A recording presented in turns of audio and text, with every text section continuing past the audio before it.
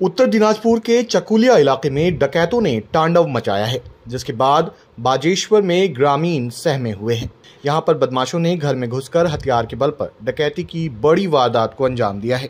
बताया जाता है कि अचानक गांव में घुसे डकैतों ने ग्रामीण डॉक्टर परितोष दास के घर पर धावा बोला।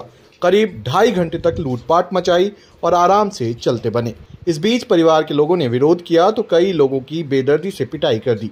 इलाके में चोरी और डकैती की वारदात बढ़ने से लोग सकते में हैं। কি বলবো, এটার থানাওয়ালাকে একটা কিছু উপায় নো। কি হয়েছে?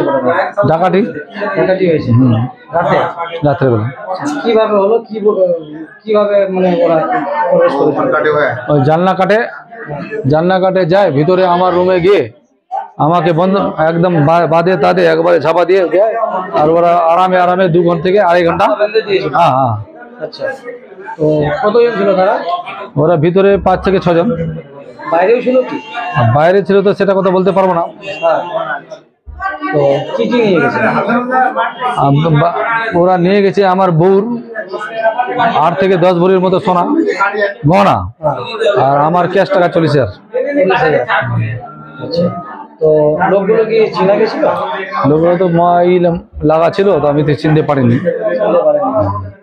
ওরা কি ভাষা ব্যবহার করছিল? ভাষা তো 3 রকমের ভাষা ছিল, হিন্দি ছিল, কখনো বাংলা, ওগুলো আবার দেশি ভাষা। মানে আপনাদের হাত পা বেঁধে তারপর ওরা কাজ করেছে, বেঁধে দিয়ে আবার কি উল্টাই দিয়েছে আমাদেরকে। আচ্ছা, উল্টাই দিয়ে আবার একটা ঝাঁকা দিয়ে দিয়েছে। কতক্ষণ ওরা ছিল? 2 থেকে 2.5 ঘন্টা। 2 থেকে 2.5 ঘন্টা কোনো আওয়াজ নাই না, শব্দ বাইরে নাই না। আর জানলা লাগাতে এই জানলার বাইরে আওয়াজ শোনা যাবে না। বাধাগুলো আমার বউকে একটু খুলতে বললাম, ও উল্টে পড়ে যাচ্ছে। লাস্টে আমার ছোট মেয়েটা যেটা ছিল না, ও দাঁত দিয়ে কাটে তারপর খুলছে আমারটা।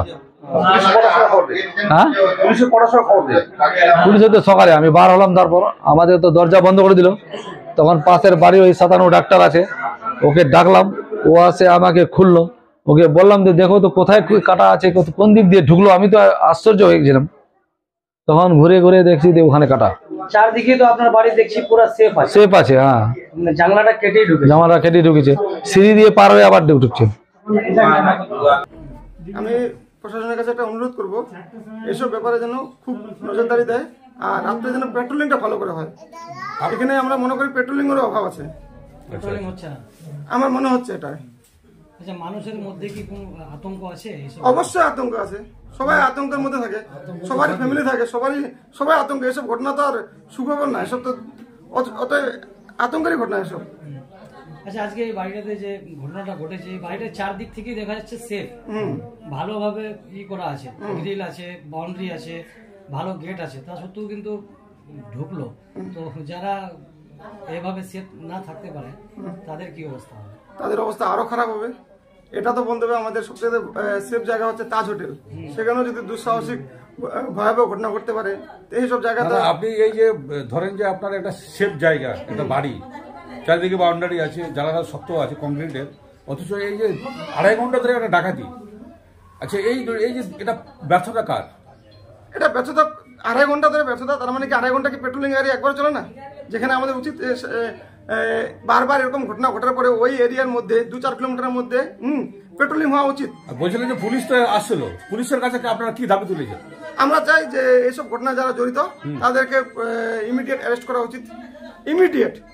আচ্ছা, 24 ঘন্টার মধ্যে অ্যারেস্ট করা উচিত। 24 ঘন্টা যদি না করলো, পুলিশ যদি না করে, সেক্ষেত্রে আপনারা কি করতে পারেন? আমরা যে জনগণ আছি, আমরা একটা ডেপুটেশন দেওয়ার ব্যবস্থা করবো। আচ্ছা।